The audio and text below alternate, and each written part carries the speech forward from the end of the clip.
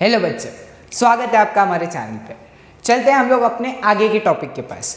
हमारा next topic था speciation. अब स्पीशिएशन क्या होता है? स्पीशिएशन का मतलब एक नया स्पीशीज का फॉर्मेशन, नए स्पीशीज का फॉर्मेशन, उसको बोलते हैं स्पीशिएशन। अब ये स्पीशिएशन होता क्या और स्पीशीज क्या होता है सर? स्पीशीज ना एक ऐसा ग्रुप होता है, किसका? ऑर्गेनिज्म का। एक ऐसे ऑर्गेनिज्म का ग्रुप होता है जो क्या कर सकता है, यंग वंस को ना बर्थ दे सकते हैं। मतलब वो फर्टाइल होने चाहिए। फर्टाइल मतलब वो आगे नए जनरेशन को ग्रो कर सकते हैं, खुद से एक नया जनरेशन डेवलप कर सकते हैं। ठीक है, एक ऐसा ग्रुप ऑफ ऑर्गेनिज्म जो एक नए ग्रुप ऑफ ऑर्गेनिज्म को ग्रो कर सकता है या बर्थ दे सकता है, उसको क्या बोलेंगे हम लोग? स्पीशीज।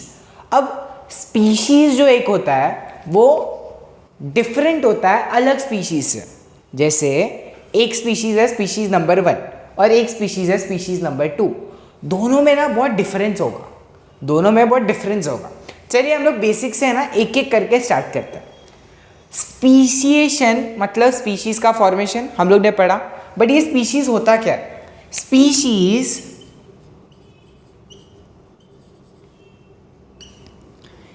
होते हैं a group of organism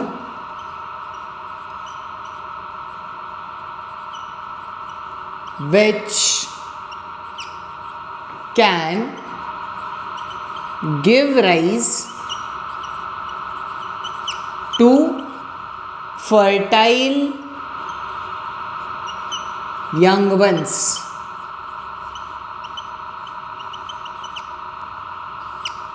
important है, एक ऐसा ग्रुप, किसका ग्रुप? ऑर्गेनिज्म का, जो क्या कर सकता है?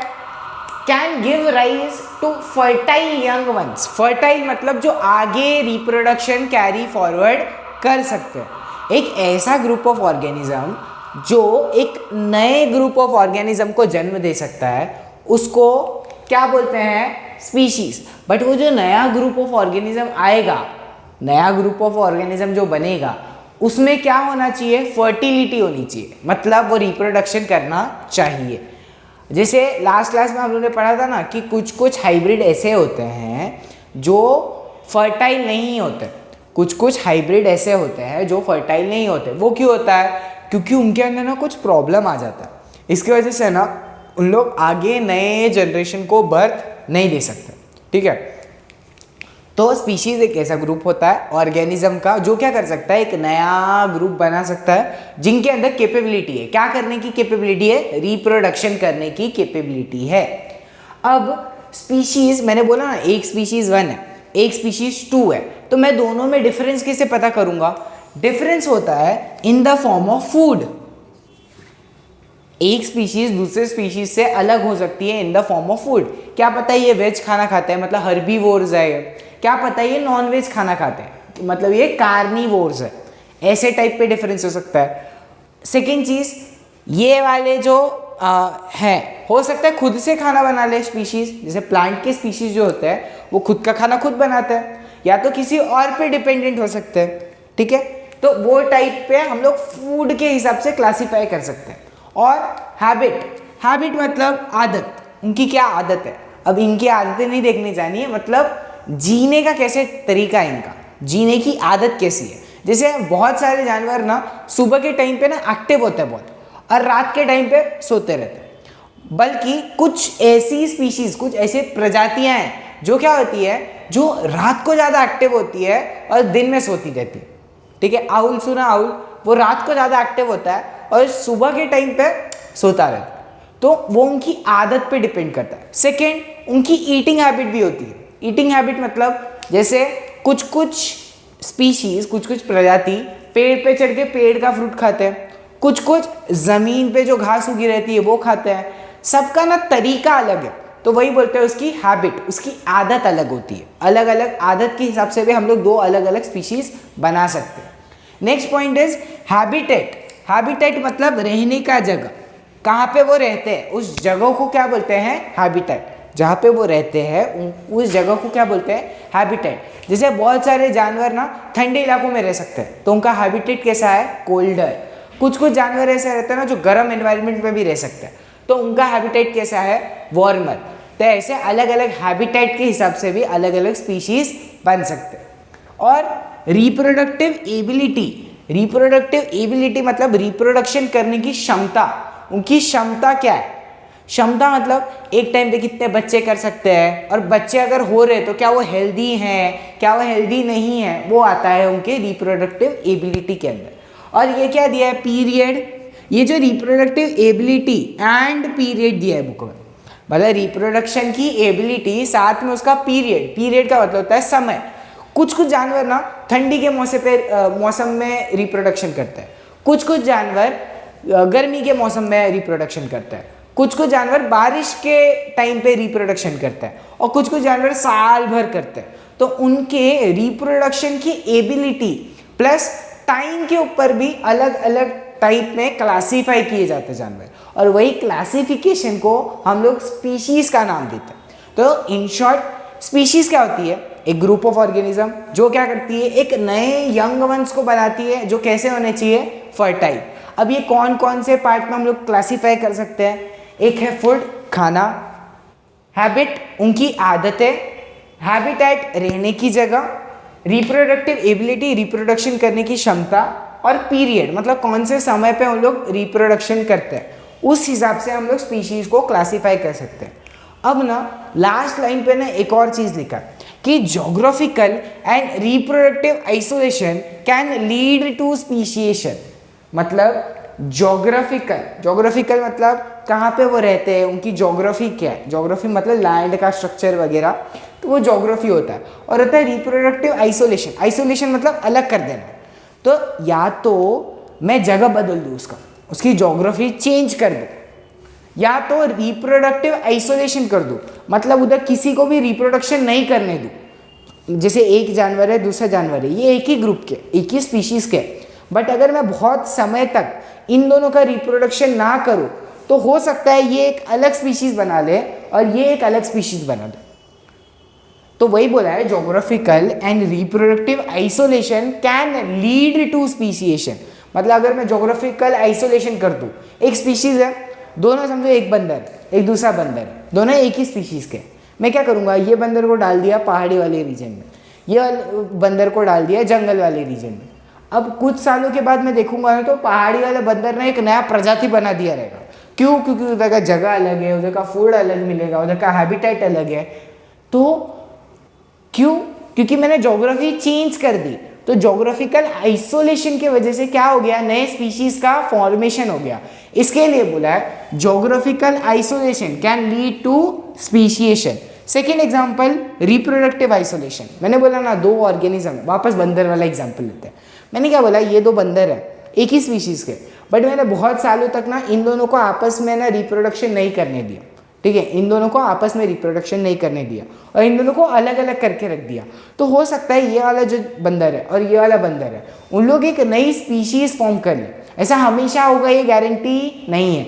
बोला है हो सकता है। क्या हो सकता है? अगर हम लोग उसकी ज्योग्राफी चेंज कर दें या उसको रिप्रोडक्टिव आइसोलेट कर दें तो क्या हो सकता है, स्पीशिएशन होने के चांसेस हो सकते हैं।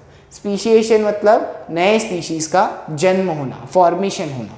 ठीक है, क्लियर? अब ये वाला पार्ट आप नोट डाउन कर सकते हैं या बुक में जो जो इंपॉर्टेंट पार्ट लगा आप लोग को वो मार्क कर सकते हैं, जिसका मतलब नहीं समझाता वो लिख सकते हैं। और मेन चीज़ इसके बाद है ह्यूमन इवोल्यूशन। मैं क्या करता हूँ, मैं एक चार्ट टाइप कुछ बनाने की कोशिश करता हूँ। आप तब तक ये नोट डाउन कर लीजिए, फिर हम लोग मिलते हैं वो चार्ट और चार्ट से ईजिली समझेंगे ह्यूमन इवोल्यूशन कैसे हुआ था। ह्यूमन इवोल्यूशन पे क्वेश्चंस आते हैं तो इम्पोर्टेंट है, आपको वो करना पड़े। ठीक है, आप नोट डाउन कर लीजिए, मैं आता हूँ थोड़े टाइम में। ठीक है, A few moments later. चलिए स्टार्ट करते हैं। मैंने छोटा सा चार्ट टाइप बनाया है जिसमें से मुझे जो जो इसमें से इम्पोर्टेंट लगा सब कुछ मैंने निकाल लिया और सबको एक जगह पे लिखने का कोशिश किया। अब इसको अच्छे से समझते हैं। ह्यूमन इवोल्यूशन स्टार्ट कब हुआ? सबको वो स्टोरी पता है, एक मीटरआइट आया, गिरा, सब डायनासोर गायब और उसके बाद इवोल्यूशन होना स्टार्ट हुआ। तो फर्स्ट फेज आता है इवोल्यूशन का 7 करोड़ साल पहले। 7 करोड़ साल पहले जब डायनासोर्स मर गए तो मैंने वो डेथ के लिए उसको क्रॉस दिखा दिया। अब जैसे ही डायनासोर्स मर गए तो उसके कुछ सालों बाद मंकी जैसे जानवर आने स्टार्ट हुए, जिनको नाम दिया है लेमूर भी बोलते हैं, लेमर भी बोलते हैं। लेमूर ऐसे टाइप के जानवर, उनको नाम दिया लेमूर। अब लेमूर कैसे होते थे? छोटे छोटे बंदर जैसे दिखने वाले, ठीक है, छोटे बंदर जैसे दिखने वाले जानवर होते थे। अब ये जो लेमूर थे, ये आगे डेवलप हुए और डेवलपमेंट में क्या हुआ, उनकी पूंछ गायब होते गई। देखो मैंने ये लिखा है टेल एब्सेंट। तो धीरे धीरे धीरे धीरे धीरे धीरे उनमें इवोल्यूशन हुआ और इवोल्यूशन होते होते उनकी पूंछ गायब हो गई। और ऐसे जानवर कहाँ पे मिले पता है? ऐसे जानवर मिले अफ्रीका में। पहले ऐसे जानवर मिले अफ्रीका में ऐसे जानवर मिले जिनका पूंछ ही गायब हो रहा है धीरे धीरे। अब पूंछ गायब हो गया, ऐसे जानवर कहाँ पे मिले थे? अफ्रीका में। याद रखना, अफ्रीका में। कितने साल पहले? 4 करोड़ साल पहले। अब उसके बाद क्या हुआ? उनमें ना डेवलपमेंट हुआ। किस चीज़ का डेवलपमेंट हुआ? एक तो ब्रेन, वो लोग अपना दिमाग यूज़ करना स्टार्ट किया कि हाँ ऐसे कर सकते हैं, ऐसा कर सकते हैं। और क्या डेवलप हुआ? उनका हाथ, उनके जो हाथ है वो डेवलप होने स्टार्ट हुआ। बंदर लोग के ना हाथ ऑलरेडी बहुत डेवलप होते हैं। क्यों पता है? उनको पेड़ में इधर से उधर, उधर से इधर जाना रहता है, ठीक है। तो उनके हाथ ऑलरेडी डेवलप रहते हैं ग्रैबिंग, किसी चीज़ को पकड़ने के लिए, खाना खाने के लिए, मतलब कुछ चीज़ जैसा फ्रूट वगैरह खा रहे हैं तो लोग ऑलरेडी हैंड का यूज़ करते हैं। तो ऐसे ही ये जो लेमूर जैसे जानवर थे जिनकी पूंछ गायब हो गई थी, उनमें डेवलपमेंट होना स्टार्ट हुआ इन ब्रेन और उनके हाथों में, ठीक है। फिर ये डेवलपमेंट होने के बाद मेन 3 वैरायटी के ना हम लोग को बंदर फॉर्म होते हुए दिखाई दिए। 3 वैरायटी के बंदर फॉर्म होते हुए दिखाई दिए। कितने साल पहले? 2.5 करोड़ साल पहले। अब ये 3 बंदर 3 अलग अलग जगह पे मिले थे। 3 टाइप के बंदर 3 अलग अलग जगह पे मिले थे। अफ्रीका में गोरिल्ला और चिंपैंजी, साउथ एशिया में गिबन और नॉर्थ ईस्ट एशिया में मिला था ओरेंगुटन। क्या हुआ? ये जो अफ्रीका में बिना पूंछ वाले थे ना बंदर, उसमें से कुछ बंदर इधर उधर चले गए। देखो हम लोग ने अभी इसके पहले स्पीशिएशन पढ़ा था। अगर जगह बदल जाती है, स्पीशीज एक ही थे पहले, लेमूर वाले ही थे, बट जैसी जगह बदल गई एक नया स्पीशीज बन गया। इसके लिए जो साउथ एशिया में चला गया वो उसने क्या बना लिया? गिबन वाली स्पीशीज बना ली। जो नॉर्थ ईस्ट एशिया में चला गया उसने क्या बना ली? ओरंगुटान वाली स्पीशीज बना ली। और जितने एशिया में, ये अफ्रीका में बच गए थे, उन्होंने क्या बना लिया? गोरिल्ला और चिंपैंजी। ये इंपॉर्टेंट है, ये तीनों इंपॉर्टेंट है। ये तीनों जगह के हिसाब से कौन से जानवर बने थे वो तीनों नाम याद रखने इंपॉर्टेंट हैं। तीनों जगह के नाम और उससे उधर कितने स्पीशीज बन गए थे उनके नाम याद रखना इंपॉर्टेंट है। कितने साल पहले? 2.5 करोड़ साल पहले। अब 2.5 करोड़ के बाद डायरेक्ट 40 लाख पे आ गए। इतने साल में ना बहुत ज़्यादा डिफरेंस आया। किस में डिफरेंस आया? यूज ऑफ हैंड और इरेक्ट पोजीशन। इरेक्ट पोजीशन मतलब सीधा पोजीशन। जैसे नॉर्मली बंदर लोग ऐसे झुक झुक के चलते हैं, पेड़ वेड़ चलते हैं, वो लोग धीरे धीरे धीरे धीरे धीरे धीरे सीधा होने लगे। इरेक्ट पोजीशन आने लगा। Second cheese use of hand. पहले लोग हाथ ना सिर्फ खाने पीने ये सब के लिए यूज़ करते थे, बट अब उन लोग ने ना धीरे धीरे धीरे धीरे ना ये समझा कि हाथ से ना बहुत सारी चीज़ें कर सकते हैं। तो उन लोग को पता चला कि हम लोग स्क्रैच कर सकते हैं, हम लोग कोई चीज़ हंट कर सकते हैं, किसी चीज़ को पकड़ सकते हैं। ऐसे करके ना उन्होंने धीरे धीरे बहुत सारा मॉडिफिकेशन किया। इतना मॉडिफिकेशन किया कि उनका जो ब्रेन था वो अच्छे से डेवलप होना स्टार्ट हुआ। फिर उनका जो ब्रेन का जो डेवलपमेंट था उसके साथ साथ पोजीशन इरेक्ट हुआ। हैंड जो इधर था ना, ब्रेन और हैंड का डेवलपमेंट, उसके साथ साथ उसमें और डेवलपमेंट होना स्टार्ट हुआ। उन लोगों ने दिमाग यूज़ करना स्टार्ट किया। उनको समझ गया कि खाना कच्चा नहीं खाते, खाना पका के खाना चाहिए। ये सब धीरे धीरे धीरे धीरे ना उनको दिमाग आते गया। उन्होंने हाथों का और यूज़ करते गए। उन लोग वेपन्स बनाने स्टार्ट किए, कोई चीज़ लिख सकते हैं, केव पेंटिंग, ये सब धीरे धीरे धीरे धीरे उन लोग ने स्टार्ट किया।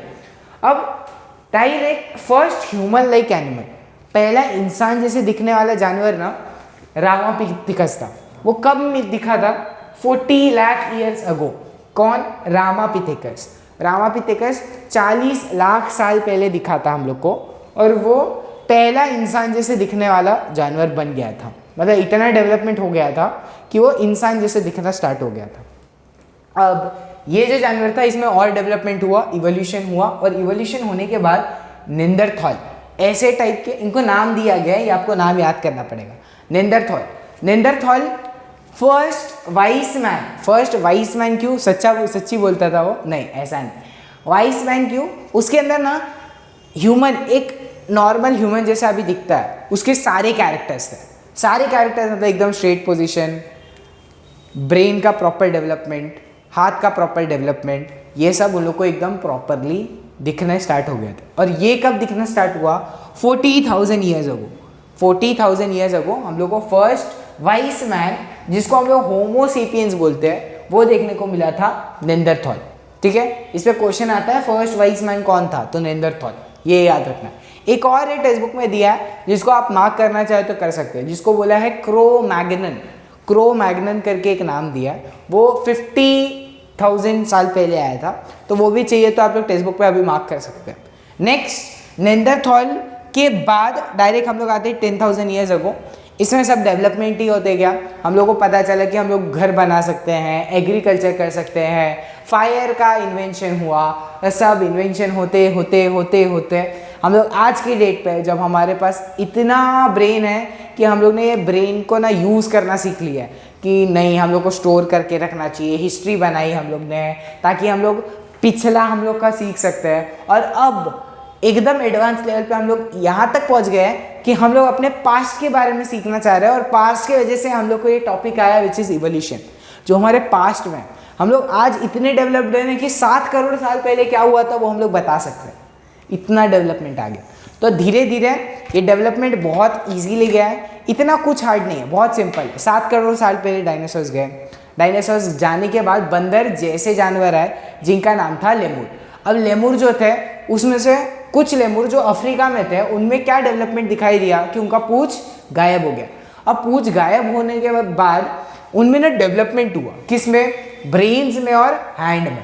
ब्रेन्स और हैंड में डेवलपमेंट हुआ। और ना ये जो बंदर थे ये अलग अलग पार्ट में ना डिस्ट्रीब्यूट हो गए। अफ्रीका में मिले थे बिना पूंछ वाले, अब इसमें से कुछ चले गए साउथ एशिया में, कुछ चले गए नॉर्थ ईस्ट एशिया में, और कुछ यहीं पे रह गए।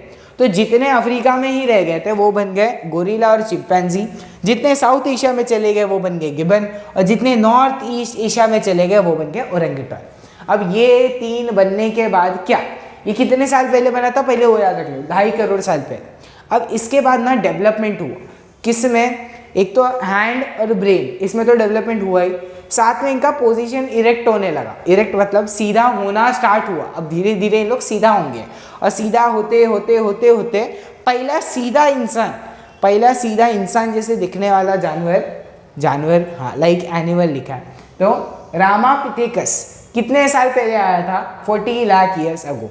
40 लाख साल पहले रामापिथेकस जैसा एक इंसान जैसे दिखने वाला जानवर हम लोग को मिल गया था। फिर उसके बाद 40,000 साल पहले नेंडरथॉल आया, जिसके अंदर एक ह्यूमन की या होमो सेपियंस की सारी क्वालिटी थी। तो उसको हम लोग बोले फर्स्ट वाइज मैन, जिसको होमो सेपियंस का भी नाम दिया गया। फिर उसके बाद 10,000 साल पहले हम लोग एग्रीकल्चर करना स्टार्ट कर दिए, ग्रुप्स बनाना स्टार्ट कर दिए, घर बनाना स्टार्ट कर दिए, फायर का इन्वेंशन हुआ, व्हील का इन्वेंशन हुआ, बहुत सारे इन्वेंशन आए। और आज के डेट में हम लोग इतने केपेबल हो गए कि हम लोग अपने हिस्ट्री, हमारे इवोल्यूशन को पढ़ रहे हैं, जो कि बहुत बड़ी बात है। तो इस पैटर्न में हम लोग का पूरा ये चैप्टर ख़त्म होता है। आज हम लोग ने स्टार्ट किया था प्रोटीन कैसे बनता है, प्रोटीन सिंथेसिस से। प्रोटीन सिंथेसिस के बाद हम लोग आगे बढ़ने के बाद हमने पढ़ा कि इवोल्यूशन हुआ कैसे एक्चुअली, ये हेरिडिटी में कैसे आगे बढ़ा। फिर हम लोग ने बीच में म्यूटेशन वाला टॉपिक क्लियर किया था। फिर हम लोग को पता चला कि पानी के अंदर पहला एक लिविंग ऑर्गेनिज्म आया था जो कि था प्रोटोप्लाज्म। फिर उससे यूनिसेलुलर, मल्टीसेलुलर ऐसे बहुत सारे ऑर्गेनिज्म बने। फिर ऑर्गेनिज्म में डेवलपमेंट आया, उन लोग ने और डेवलपमेंट दिखाया। फिर नेचुरल सिलेक्शन पढ़ा हम लोग ने कि जो सबसे फिट होगा वही आगे बढ़ेगा, जिसको दिया था डार्विन ने। फिर लमार्किज्म पढ़ा। लमार्किज्म में क्या था? लमार्किज्म बोलता था कि अगर हम लोग कोई ऑर्गन को ज़्यादा यूज़ करें या कम यूज़ करें तो उससे क्या हो सकता है? इवोल्यूशन हो सकता है। उसका सब कुछ सही था। उसने एक नया टर्म दिया था, एक्वायर्ड कैरेक्टर्स। ऐसे कैरेक्टर जो स्टार्टिंग से हमारे पास नहीं है, जो हमने एक्वायर किए। तो ये सब टॉपिक बहुत इंपॉर्टेंट था। फिर लास्ट में इवोल्यूशन और स्पीशिएशन। स्पीशिएशन मतलब स्पीशीज़ का फॉर्मेशन करना जिनके अंदर कैपेबिलिटी है रिप्रोडक्शन करने की और नया जनरेशन बनाने की जो कि फर्टाइल हो। फिर अलग अलग पार्ट में food, habit, habitat, reproductive ability और उनके पीरियड, इसमें हम लोग स्पीशीज़ को डिवाइड कर सकते हैं। फिर हम लोग आए फाइनल पार्ट में जो कि था ह्यूमन इवोल्यूशन। उसको अच्छे से एक चार्ट के फॉर्मेट में मैंने आपको समझाने की कोशिश की है। आप लोग एक बार बस वो टेक्स्ट बुक रीड कर लेना, आई गारंटी कि इसके बाद वापस से समझने की ज़रूरत नहीं पड़ेगी। अगर ज़रूरत पड़ी कभी भी चैनल ओपन करो, चैनल पे सर्च करो, टॉपिक आ जाएगा, इजीली आ जाएगा, तो आप लोग कभी भी देख सकते हैं। यही बेनिफिट है हमारे सोशल मीडिया का कि सोचना कितना इवोल्यूशन बढ़ गया है कि हम लोग अब इतने इफ़ेक्टिव मैनर में एक जन से बहुत सारे जन सीख सकते हैं, तो उसका यूज़ कर सकते हैं हम लोग और आगे और डेवलपमेंट कर सकते हैं। ठीक है, मिलते हैं नेक्स्ट लेक्चर में, तब तक के लिए बाय बाय।